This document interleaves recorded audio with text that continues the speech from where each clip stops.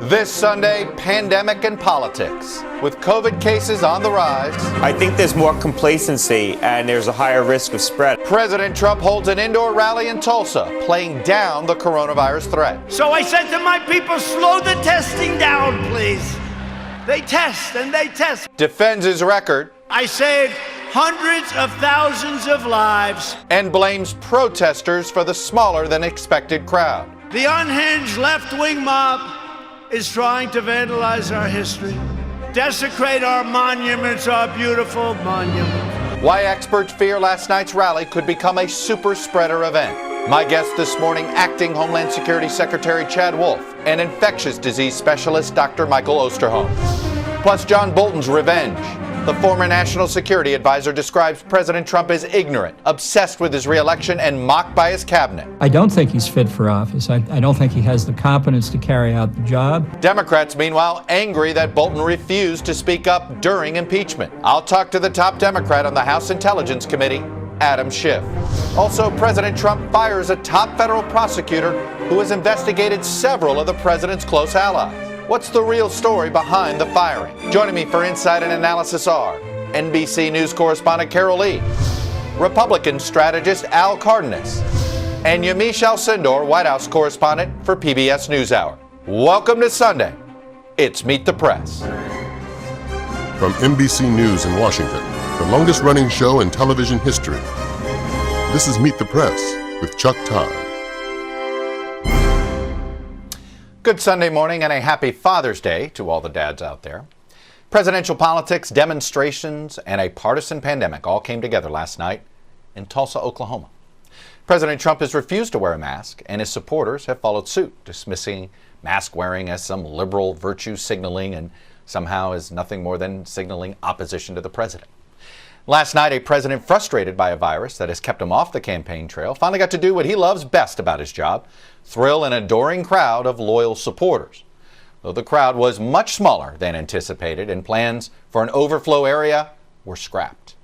He did it in a Tulsa arena with mostly non-mask wearing partisans. This, as experts fear the indoor rally could be a super spreader event. This, as the United States, Oklahoma, and Tulsa specifically are all seeing spikes in COVID-19 cases. This, as we're still experiencing a 9/11-like loss of life every 4 to 5 days. The rally came at the end of a rough week for the president, sinking poll numbers, the John Bolton book, 2 Supreme Court decisions that didn't go his way, all on top of swiftly changing public attitudes that have put Mr. Trump on the wrong side of the culture wars that he's always leveraged in the past to his advantage.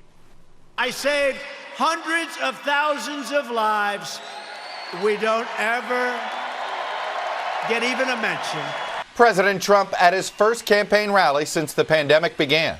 When you do testing to that extent, you're going to find more people, you're going to find more cases. So I said to my people, slow the testing down, please.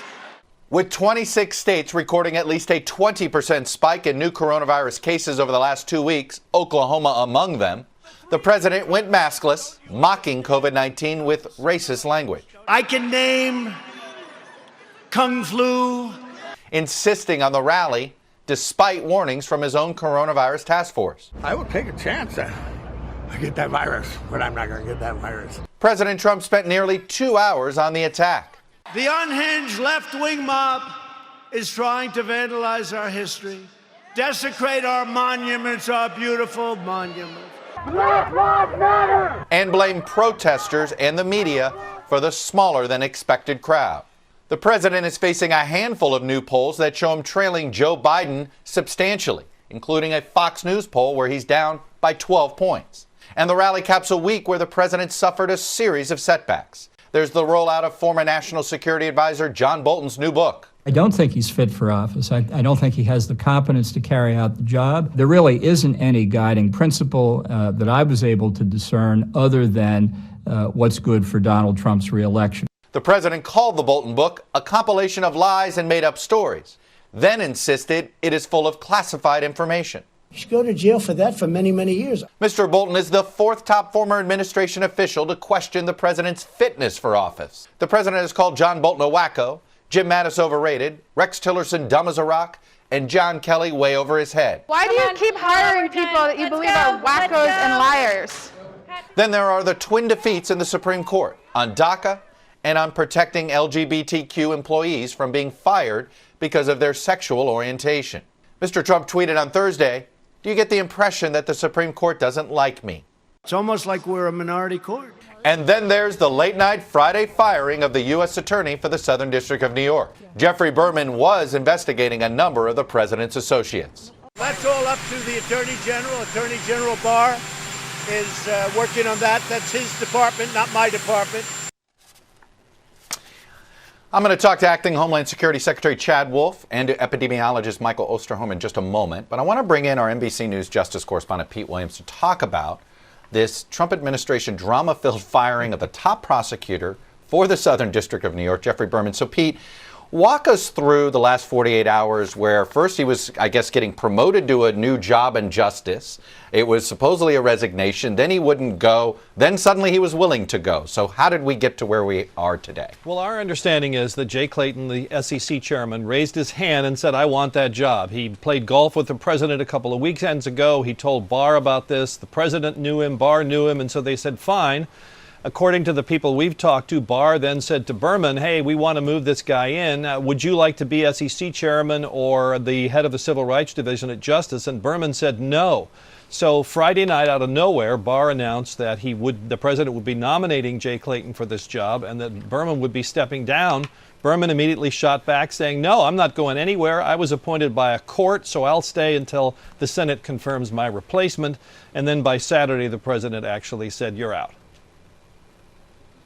So, Pete, obviously, when you look at this over the last 4 months, the president seems to have gotten rid of whether it's inspectors general or folks that were investigating different things. And there are many critics on Capitol Hill who look at this Berman firing and wondering if it's about the Rudy Giuliani investigation or things like that, that it fits a pattern. Any evidence that suggests that is part of this larger pattern? No evidence, Chuck. It's the appearance that has concerned Democrats so especially because it was Berman's office that handled the prosecution of Michael Cohen, the president's former lawyer, although Berman was recused from that case, is now investigating Rudy Giuliani's business practices and has prosecuted 2 of Giuliani's former associates. But several people in the office have told us that they know of no imminent case. They don't think this was intended to derail anything. And it may, at the end of the day, simply be that the president and the attorney general wanted somebody that they liked better and knew better in that job.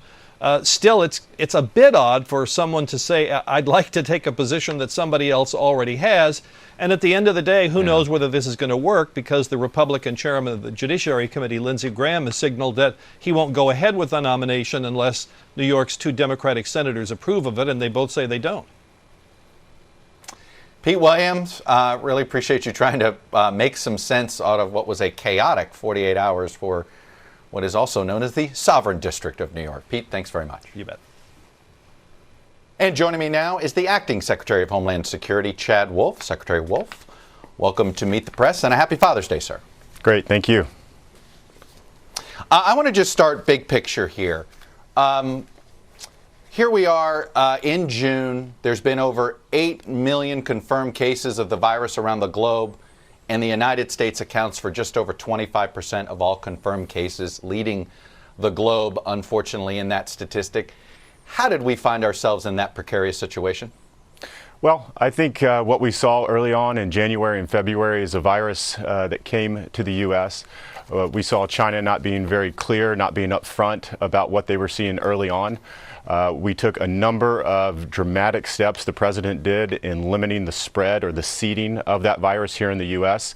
And what we've seen since then is a White House coronavirus task force working day and night to make sure that we have the resources, the testing, the PPE, as well as the guidance to state and local, to governors, to make sure that we can open up this economy in a safe and reasonable way. And I think that's what we're seeing. We're seeing a number of states throughout the country in different phases, from phase 1 to phase 3, trying to get this economy, trying to get the country back up and running, and we're doing a great job at that. Why do you, is this what is considered a good job at this point? I mean, I say this, other countries in Europe have been able to flatten their curves, and we have not. If anything, we're on the rise. And I know We're doing more testing, but I want to show you these statistics right now, very troubling in the South. Just 3 states to show you here where, yes, testing is up 30 to 40%, but the positive case percentage is up in Florida 88%, in Texas 77%, in Oklahoma 94%. We're in the midst of a spike. Is there anything we could be doing now to basically bend this curve that we're not doing? Well, again, the coronavirus task force has put out that guidance, has put out, CDC has put out a number of things that states can continue to do in their various phases. And I think we're seeing that, from social distancing to, again, the face coverings and everything in between.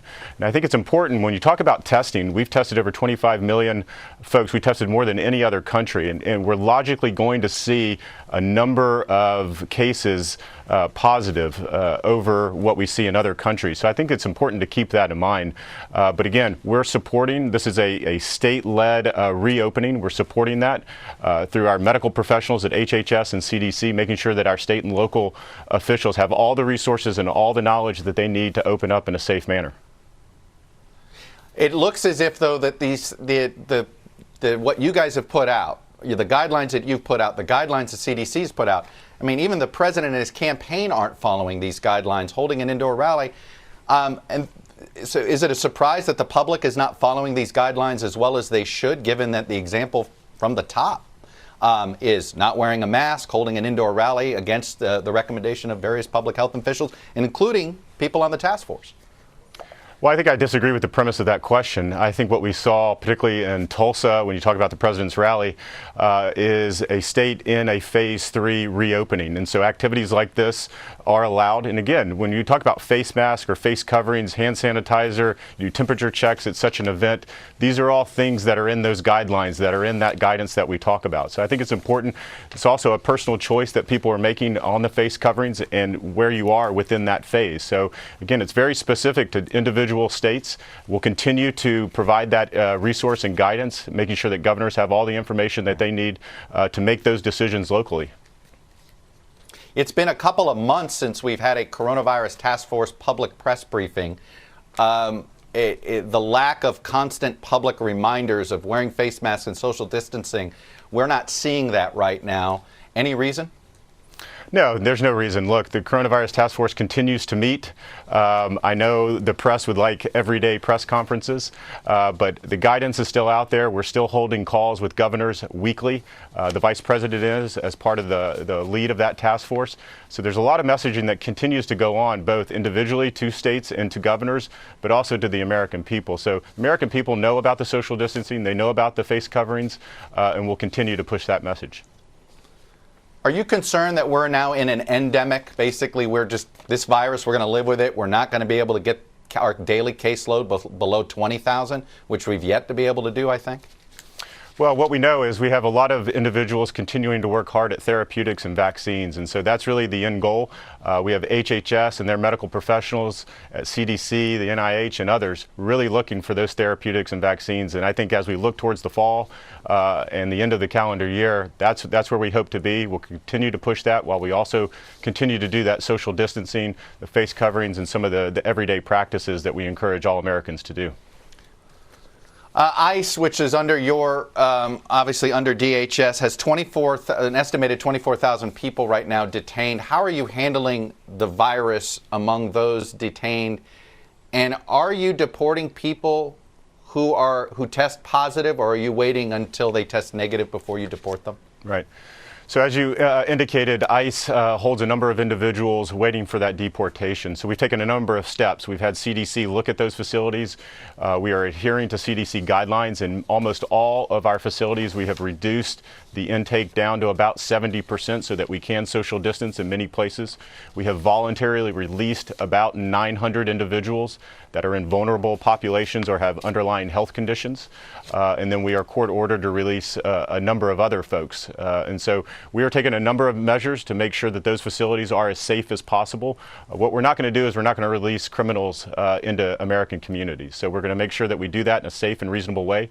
And then on the repatriation side is we are testing most individuals that we are repatriating back to foreign countries and making sure that they are not symptomatic as we do that, and we'll continue to do that. And we're working closely with the Northern Triangle and others as we do that.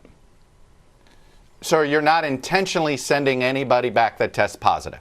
Of course not. Now, what we know is this virus is difficult. So you can test one day, you can be asymptomatic on one day, 2 days later you can be symptomatic. The viral loads could be at the point where a test picks those up. So we're doing everything within our power to make sure that those repatriations are safe, they're secure, and we're communicating very robustly with that foreign government, letting them know everything that we're doing as we send their nationals back to them. I want to ask quickly on DACA and the deferred action on those folks brought in to this country as children by their parents. The president described the decision as saying, hey, he actually won. It just means they have to fix the paperwork. Let me ask the question this way. For somebody that is participating in the DACA program, how concerned should they be that they might be asked to leave the country in the next 2 years? Well, Chuck, what we know is the program is clearly unlawful. And I would point you back to the Supreme Court decision. At no point in that decision did they say that the program was lawful. They simply didn't like the rationale and the procedures that we used. And I find that a little troubling. What we know is the Obama administration created this program out of thin air. They haven't really been held to task on why they didn't put this out for public comment and notice. It's such a large decision and a program. Really, the American people needed to have some comment into that. What we've seen from this administration is we take a very logical approach to winding this down over a 6-month period, been very clear about that. And so we find ourselves where we're at today. The president's been very clear. We need to find a solution for this population, and we'll continue to look at that. We'll continue to look at the opinion that the court produced this week, making sure that we adhere to that. But we are going to end an unlawful program. As the acting Secretary of Homeland Security, I don't have the luxury to ignore the law. The program's unlawful. We need to solve it. The president's begging Congress, has been for the last 2.5 years, to solve this problem. We're willing to sit down at the table and negotiate with them. So are you going to solve this administratively and follow sort of what the Supreme Court seemed to lay out about how you need to give more time and all of this? Or does that mean the president has ruled out just ending this by executive order, which is another way he could have done it? He just chose not to. No, I think we'll continue to encourage Congress to come to the table and find a solution for this population. The president's been very clear about that over 3.5 years. But at the same time, he's also directed the Department of Homeland Security to look at that opinion, look at the rationale, and look what the court has asked us to do. And that's what we're doing today. I'm not going to get ahead in front of the president. He's going to make that decision at the right time, but the department will be ready to make that call. All right. Acting Secretary Chad Wolf of the Department of Homeland Security. I appreciate you coming on, sharing the administration's view. Great. And again, thank you. Happy Father's Day. Thank you. President Trump's Tulsa rally came one day after the United States recorded the most new cases of COVID-19 since May 3rd. And at a point when, according to Johns Hopkins University, the U.S. is doing a far worse job of controlling this pandemic than the European Union is doing, basically similar size, if you will. Look at that graph. Joining me now is infectious disease expert Michael Osterholm from the University of Minnesota. Dr. Osterholm, welcome back to Meet the Press. And I want to start with the same question I asked Secretary Wolf, which is, how do you explain the fact that the United States has 25% of the globe's cases, and it's basically, we're sadly number one with a rocket ship? Well, first of all, good morning and happy Father's Day to you, Chuck. This is a real challenge for us. Yes. And thank you. And at this point, we don't really have a national plan that really puts together what we're trying to do. We have 50 different states, the District of Columbia, the territories, all kind of with their own plan. And you've seen in the past week how disjointed that is. What are we trying to do? We're at 70% of the number of cases today that we were at the very height of the pandemic cases in early April. And yet I don't see any kind of this is where we need to go and this is what we need to do to get there kind of effort. And that's one of our challenges. Is this a failure of testing and tracing? Is that where this failure is? Or is this just across the board? Well, we have to understand that, as I've said to you on multiple occasions, we're not driving this tiger, we're riding it. And while other areas have done much better around the world in stopping it after a very difficult period of time with it, we haven't done that. And part of that is the fact that we just have not really, I think, gotten the message across to the public yet that this is a very serious issue, that we can't shut down our economy, but we just can't suddenly say we're done with it. This virus is operating on its own time, under its own rules, not anything we impose on it. And we're now trying to act like somehow we can policy-wise impose our will on this virus, and that's what's happening. Other countries have been much more aware of the fact that the virus is going to do what it's going to do, and so you have to basically stay locked down. You have to limit transmission in areas that we're not doing, and that's what I think you're seeing right now is this increases in a number of states because everybody's back to a pre-pandemic mindset. Basically, without sort of a national structure here, if we let this be 50 flowers blooming on how to do this, we're never going to get control of this curve? Well, we do have to allow for local decisions, meaning that, in some cases it's going to be different in rural America in one area versus urban America in another area. But at the same time, what is our goal? To hear the fact that we don't want to do testing is wrong. Absolutely, we should be testing as much as possible. Second of all, once we do have these positive tests, what are we doing to make sure that additional transmission isn't occurring? How do we do contact tracing? You've heard a number of stories in the past week about some of the failures of contact tracing. Well, we should learn from those. What are we doing to improve upon it? And I think that right now we don't have, even at a local level necessarily, the kind of plans that say this is what we're going to do to get shut down transmission over this period of time, and we need much more clarity that way. It's almost in some ways seems random. Why are some areas doing better than others? We have to learn from what those areas that are seeing fewer cases, why that's happening. You have said that a second wave is inevitable. Every pandemic, there's one, it's coming. This one is no different. Given that we've not gotten through this first wave, that we're sort of, as some people have called it, more endemic, if you will, are you concerned this second wave will be even worse than you have at first anticipated? Well, in early April, our group put out a document that laid out different scenarios because we're dealing with a coronavirus. We don't know, is that going to make it different than influenza virus, where you traditionally see that first wave, a period of a trough where very few cases occur, and then suddenly a flare-up of a second wave. I'm actually of the mind right now, I think this is more like a forest fire. I don't think that this is going to slow down. I'm not sure that the influenza analogy applies anymore. I think that wherever there is wood to burn, this fire is going to burn. And right now we have a lot of susceptible people. And so I think right now I don't see this slowing down through the summer or into the fall. I don't think we're going to see 1, 2, and 3 waves. I think we're going to just see one very, very difficult forest fire of cases. By the way, team sports, is that probably going to not happen, considering what we've already seen as they are trying to start up? Yeah, at this point, it's going to be a challenge if, in fact, you have teams that continue to have outbreaks of cases within their players. At some point, we'll have a situation where we won't have all that transmission. But I think it is going to be very, very difficult at this point to protect players, protect their staff, coaches, to protect the public. I think it's not going to be easy to do. That's looking more dire there. Dr. Michael Osterholm with some grim, if you will, short-term news there going forward. Again, a happy Father's Day. I know you haven't seen your grandchildren. Happy. Hopefully that'll happen soon. Thank you, sir. Thank you. When we come back, John Bolton's book and one of many Democrats who are saying, "What took you so long?" Congressman Adam Schiff joins me next.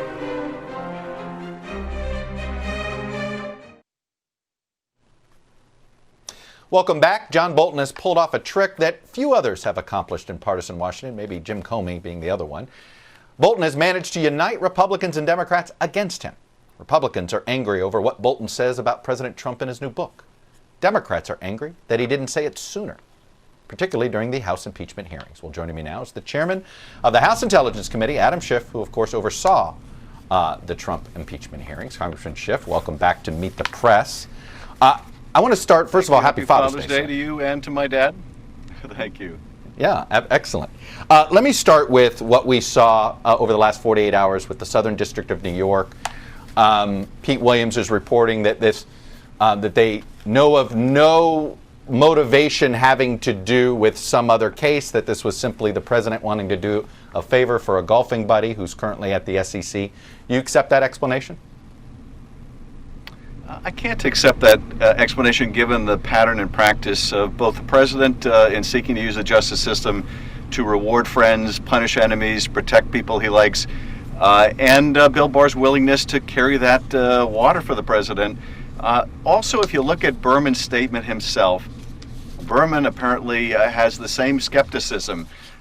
There's a reason why he included that passage in his statement when he was saying, I'm not stepping down, that he wanted to ensure that these investigations continued, or words along those lines. So Berman clearly had a concern about why he was being pushed out.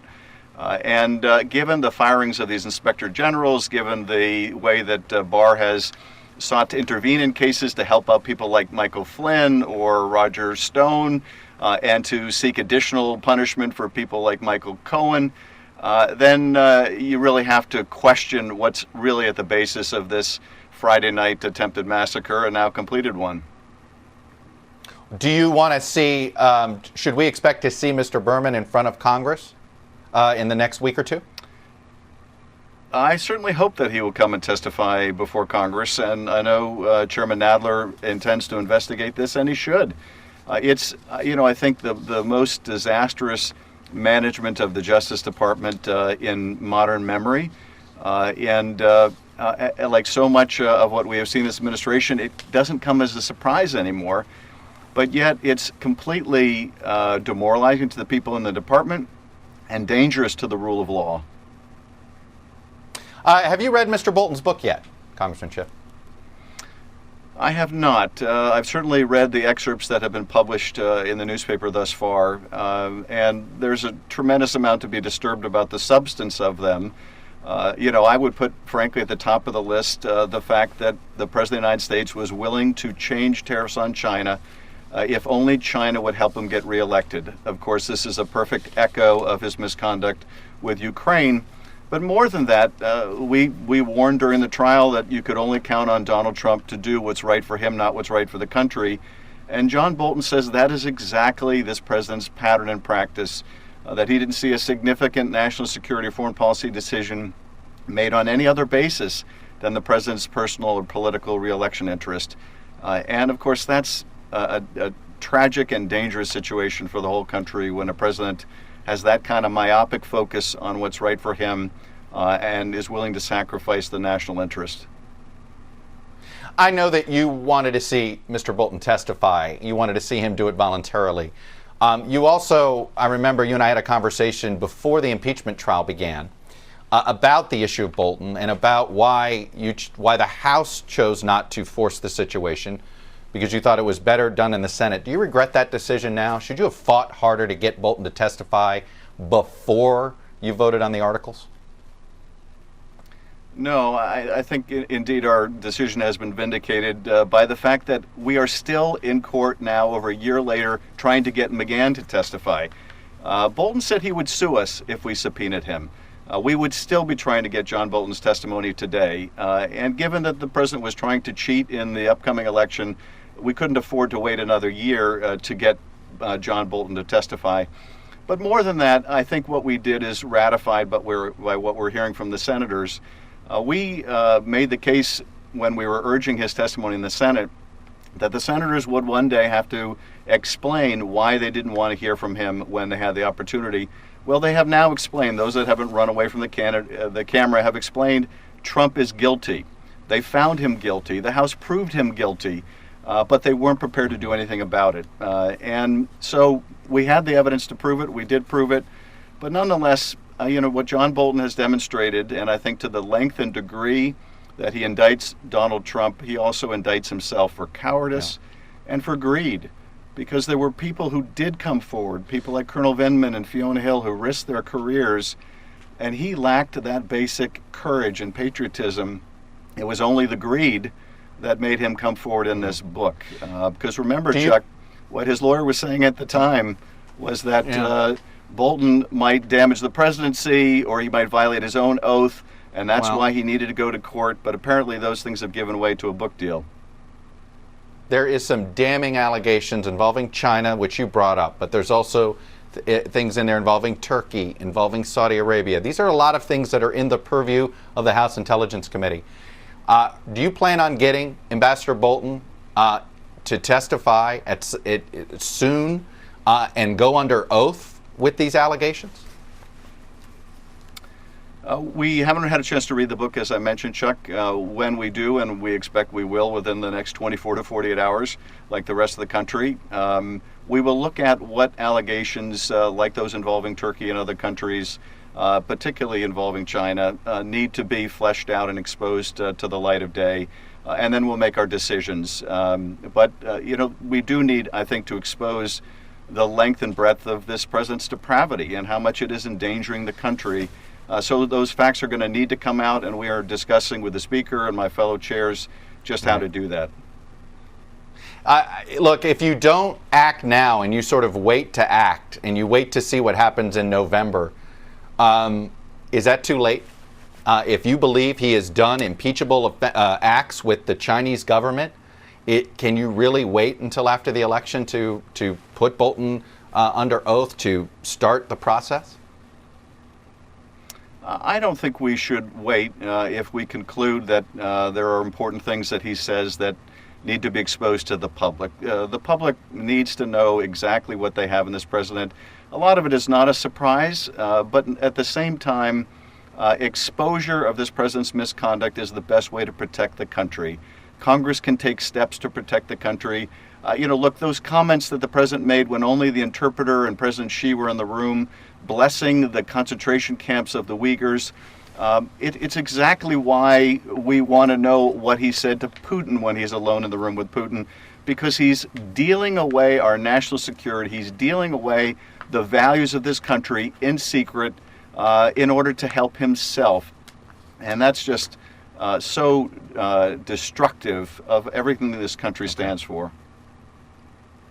Congressman Adam Schiff, I got to leave it there. The chairman of the House Intelligence Committee. We'll be watching in the next couple of days to see what you guys do next regarding Mr. Bolton. Appreciate you coming on and sharing your views. And again, happy Father's Day. You too. And before we go to break, I want to alert our viewers that John Bolton will be my guest right here next Sunday on Meet the Press. I hope you'll join me for what I hope will be a fascinating interview.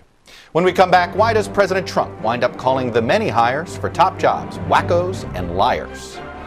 Panelists next. Welcome back. The panel is with us from their remote locations. NBC News correspondent Carol Lee, Republican strategist Al Cardenas, and Yamiche Alcindor, White House correspondent for PBS NewsHour. All right, Carol Lee, I want to start with last night and what you're hearing this morning from the campaign. It seems to me that the turnout of that rally, the fact that they had no overflow, they didn't need it. They only had, it looks like the estimate is less than 7,000 attended. Yeah. In isolation, you could chalk that up to the health. But when you combine it with everything else we've seen over the last couple of weeks with his poll numbers, is this a troubling sign to the campaign that they have an enthusiasm issue?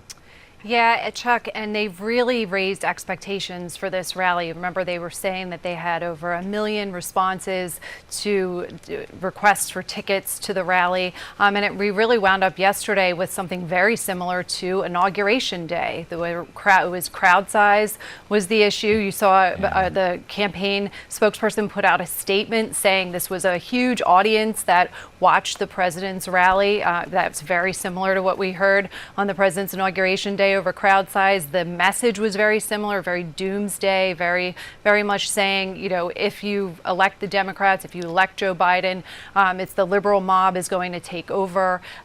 So the president had that kind of a message. And, this comes at a time when the president can't really afford to lose any more support, in the sense that the polls are against him. They're not getting any better. His internal polls, the public polls, he's got a pandemic, he's got an economic problem, and he's got civil unrest across the country. This political rally was a risk politically, a risk health-wise. Right. And, he had his task force members, as we reported this week, advising him against this, but he really wanted to go forward with this. And a lot of the reason behind that is because they feel like this is their only play, that they have to get the president out there. And whether or not that winds up being wise, we'll see in a couple of weeks how the polls respond and also how the pandemic responds. Is there a big spread of coronavirus cases because of this? Al Cardenas, you grew up with in a politics that always knew campaigns, and in presidential races, the more optimistic messenger usually wins. That's not the case in the Trump era. But more importantly, can you discern a re-election message that's forward-looking at all out of the president right now? Well, I think he's playing right into Joe Biden's hands. Joe Biden's whole campaign is based on the fact that he's going to be a healer. Our country's divided. Our country's feelings are too separate, too different, and we need to come together. And so when the president goes and speaks in a way that divides the country into two or more totally isolated, segregated pieces, it plays right into Joe Biden and his campaign. But the random thought about the rally was the fact that it was because the numbers were spreading in Joe Biden's favor. So I think the campaign got nervous and oversold the rally in order to compensate for this declining polling numbers. And the result was a disaster for them. I mean, and then also the era. I mean, without social media, you couldn't have 800,000 people punk the campaign, getting tickets and getting the campaign to give out bad information. And so it was a confluence of, of panicking over the sliding numbers and a consequence of being punked or fooled by these people. And it was not a good night for the Trump campaign last night. Yamiche, I want to bring up John Bolton here, and there's a pattern in the criticism of John Bolton to others that the president has criticized. He loves them when he hires these folks and hates them as they go out. Let me play an example.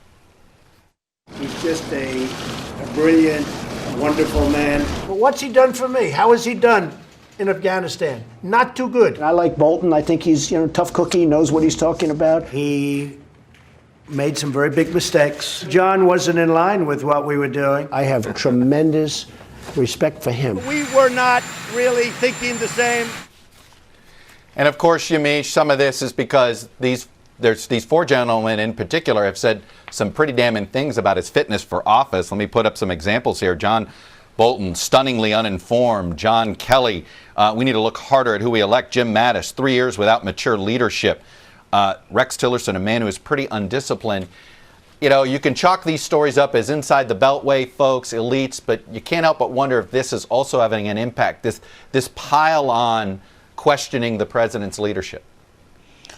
Well, I think what you saw last night, but what you see going forward is a president who's really playing defense, who's trying to really put out this message that he is a strong leader, that he's someone who has the virus under control. He's someone who has his reelection under control. But what we see in the John Bolton book, and it's really a 500-page bombshell of detail after detail, John Bolton's thesis is that the president is unfit to be president, that he is someone who tries to curry favor with strongmen and authoritarian leaders. And he's also someone, John Bolton says, that is ignorant of global affairs. And what makes the John Bolton book so damning is what you just laid out, which is that it's not happening in a vacuum. You had so many other people talking about the president's leadership. You think of General Mattis saying that he would just ignore commands by President Trump because he kind of had a stream of consciousness with every meeting and that he was undisciplined. And I was thinking this morning of Senator Bob Corker, who talked about the fact that the White House was an adult daycare, and the president took real issue with that. But in John Bolton's book, what you see is someone laying out the fact that there are these quote-unquote adults around the president who are steering him sometimes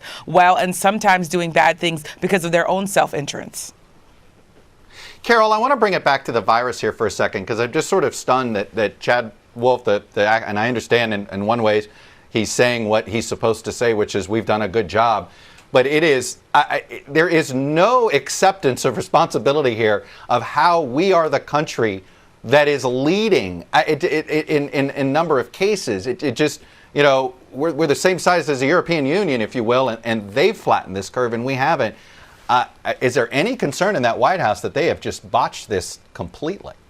Well, we know that there's concern among the president's political allies, even if the president doesn't admit it publicly, about how the president's handling of coronavirus will impact his re-election chances in November. And also, not only that, but how the gamble that they're making on putting the president out there with a message that everything is fine, get back to normal, hold big rallies, gather around, that's a real gamble for them too, specifically because they're not at the same time asking people to follow their own CDC guidelines. So the virus is a wild card and they know it. All right, let me pause it here. When we come back, there were events across the country this weekend marking Juneteenth, which celebrates the end of slavery in the United States. Up next, why those celebrations may be even bigger next year and beyond.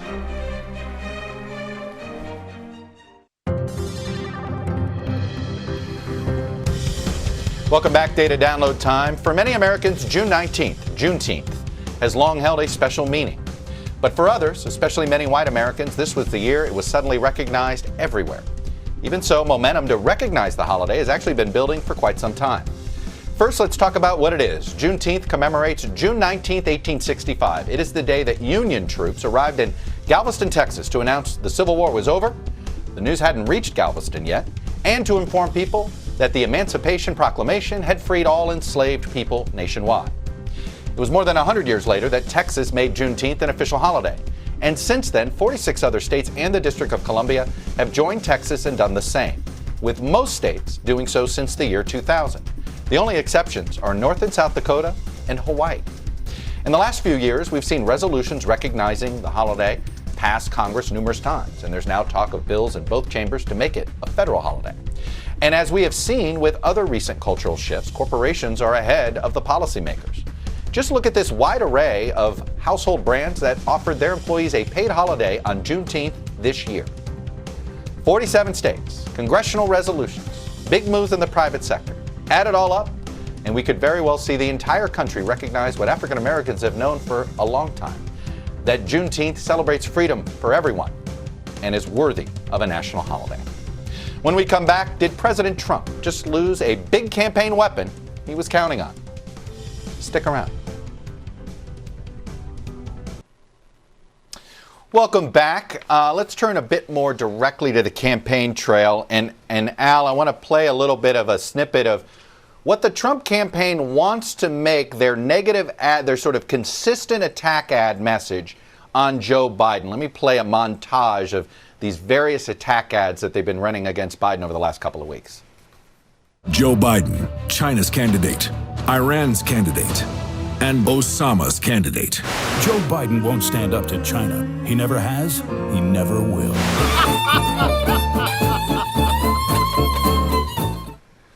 China, China, China, Al. They want to make it about China, but here's what John Bolton wrote about one specific meeting between Trump and Xi.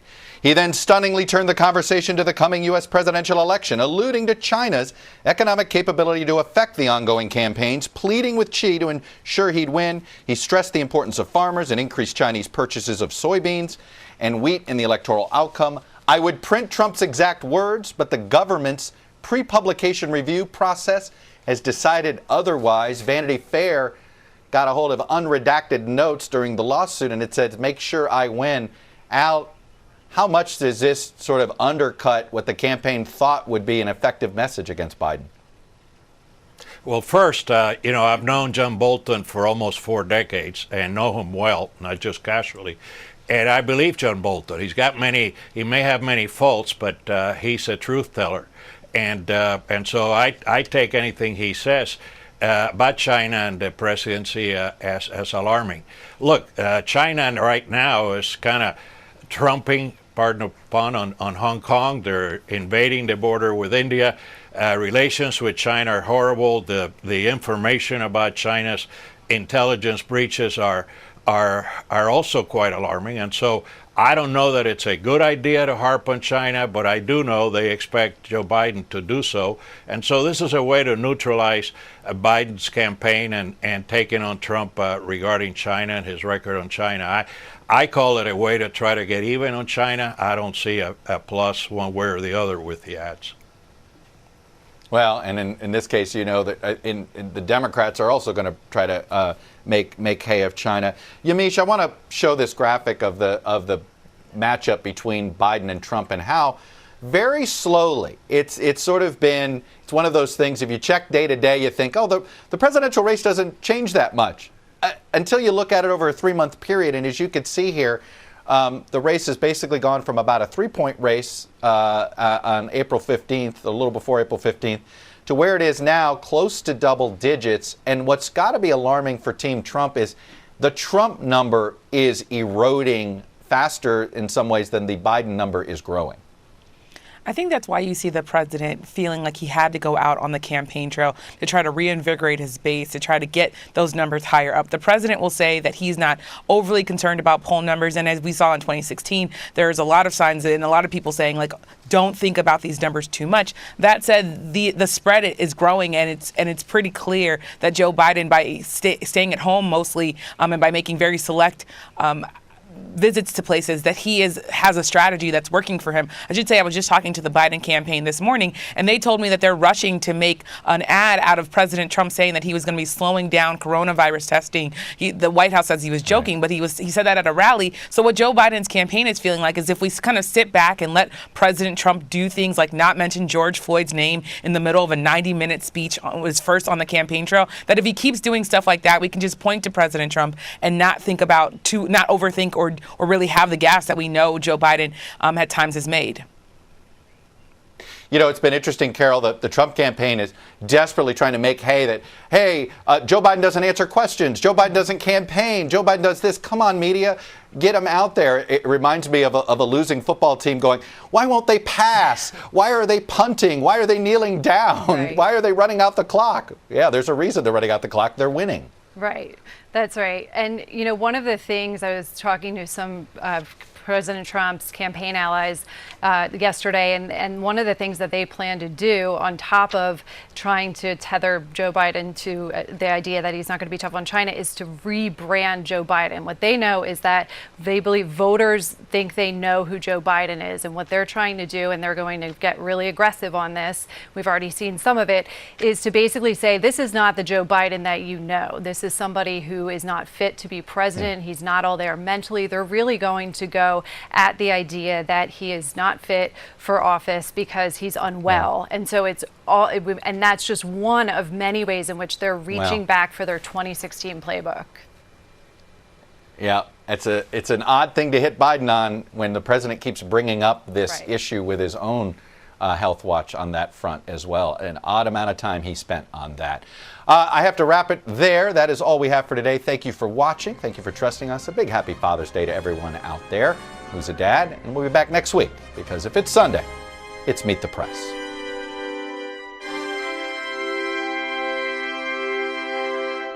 More Americans watch NBC News than any other news organization in the world.